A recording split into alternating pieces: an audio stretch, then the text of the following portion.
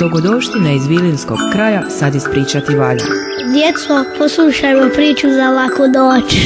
Svakog dana pričica jedna za laku noć, da djeca mirno snivat mogu poći. Čitavanje Ana Bilić-Udovičić.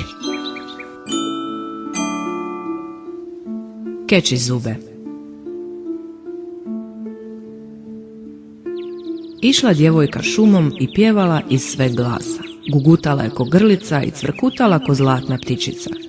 Njezinu pjesmu čula i malena nestašna šumska bića, kojima nije bilo ni do čega nego do šale i nestašluka. Čim bi nekome kakvu nepodopštinu učinili, smijali bi se tako jako i tako glasno da su im se samo zubi vidjeli. Stoga ih ljudi i prozvaše keči zube. Čim su ti nevaljalci spazili djevojku, počeše kovati vragolaste planove.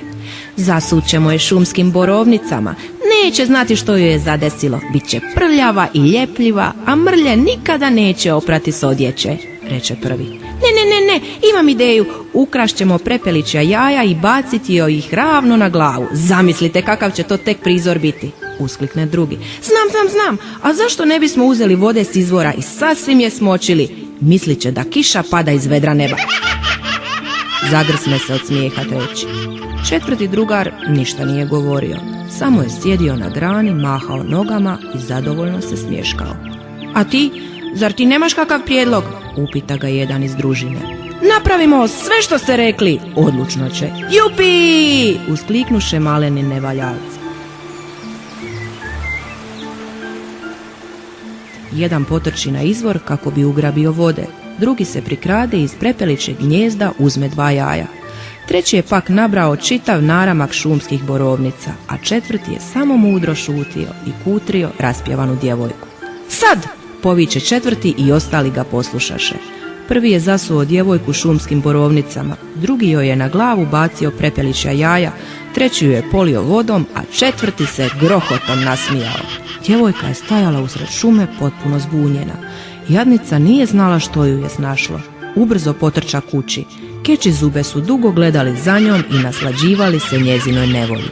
Kad je stigla kući, majka je čudno pogleda. Što se tebi čerce zbilo? Jao majko, ne pitaj, strašna me nevolja snašla usred šume. Nikada više neću tamo ni glasa pustiti. Čini mi se da sam svojom pjesmom samo na volju nase natjerala. Kazivaj kćeri, što je bilo? Mila majko, samoj sam se šumi zamjerila, baš u najgušćem dijelu šume, gdje se sunce jedva probija kroz krošnje drveća, gdje ni ptice ne pjevaju. Tamo sam, majko, zapjevala, ali šuma je namijenila da tamo vlada vječna tišina. Kad sam tu tišinu svojom pjesmom narušila, odlučila me majko kazniti. Kazniti? Zbunjeno će i uplašena majka. Da, mila majko, kazniti. Prvo me sasula šumskim borovnicama, zatim je nagovorila ptice da me gađaju jajima, a onda je iz vedra neba počela padati kiša. Sve to samo kako bih prestala pjevati. Nikad više neću nogom kročiti u tu šumu. Ne budali čerce, ma kako bi te šuma napala? To se netko pošteno našalio s tobom. Sutradan trebalo je opet proći kroz šumu. Djevojci više nije bilo svejedno, iako ju je majka uvjerila da se netko samo našalio s njom. Odjeća koju je jučer nosila bila je potpuno uništena. Mrlje od borovnica nije bilo moguće oprati. Djevojka stisnu zube, skupi snage i krene kroz šumu.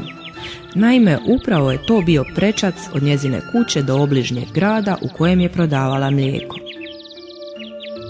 Šuma joj se danas učinila tako strašnim mjestom. Drveća su joj izgledala poput nekakvih mrkih prijetećih bića, a tišina koja je vladala bila je neizdrživa. No danas odluči ne pjevati. Odluči se šutke provući i stići kući najbrže što može. Ako budem oprezna i tiha, nitko me neće primijetiti i tako ću sigurno stići, pomisli. No djevojka se grdno prevarila. I danas su je keči zube promatrali skriveni u krošnjama. Bio je suton, te se ti maleni šumski nevaljalci odlučiše poigrati sjenama, sve samo kako bi uplašili jadnu djevojku. Ubrzo ona na tlu primijeti sjenu strašnog bića. Stresne se i naglo okrene, ali iza nje nije bilo ničeg. Pomisli kako je zbog straha sve umislila, no ubrzo primijeti još jednu zastrašujuću sjenu kako je prati. Opet se hitro okrene, ali još jednom ne ugleda ništa osim tihe šume. Djevojka ubrza korak i neoprezno se spotaknu, te tada primijeti velike zube kako je pokušavaju pojesti. Vrisnu i potrči koliko su je noge nosile. Keči zube su se valjali od smijeha. Bili su zadovoljni što im je još jedna vragolija pošla za rukom. Djevojka stigne pred kuću sva zadihana. Jao majko, pomagaj, šuma me hoće požderati. Ma što ti je, kćeri, što to zboriš? Kunem ti se, majko, da je tako, vidjela sam kako me prati vreba. Što si vidjela? Vidjela sam veliku čeljust koja se otvara kako bi me progutala. Čiju čeljust? Ma ne znam čiju. Kako ne znaš? Pa vidjela sam samo sjenu zuba na podu. Ćerce moja, to se tebi samo učinilo. Sutonje i sjene su u šumi velike. Nije to bilo ništa drugo doli igra svjetla i tame. Ali kunem ti se, majko, vidjela sam svakakva čudna bića. Draga moja djevojčice, nekad nas vlastite oči varaju.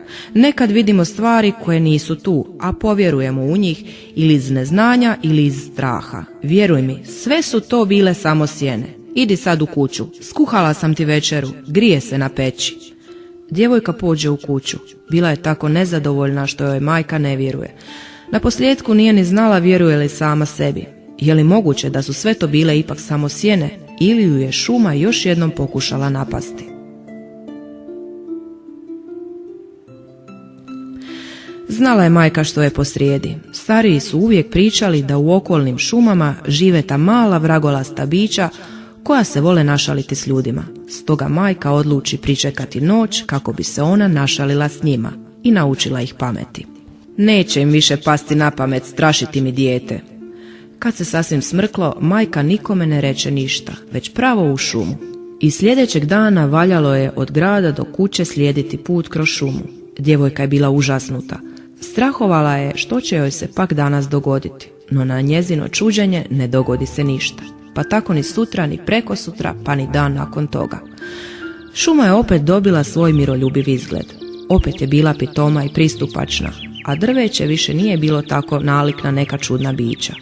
Djevojka je naposljetku sasvim zaboravila događaje koji su je bili zadesili. I opet je kao prije na povratku iz grada pjevala iz sve glasa, baš kao nekada kad je gugutala kao grlica i cvrkutala kao zlatna ptičica.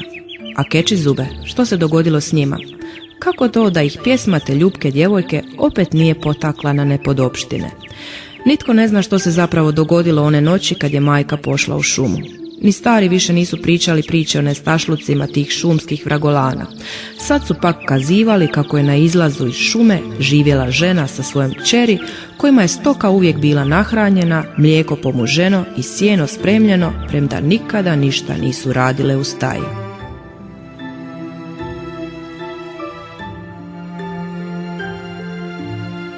Tekst čitala Ana Bilić Udovičić, audioprodukcija Nikola Balvan.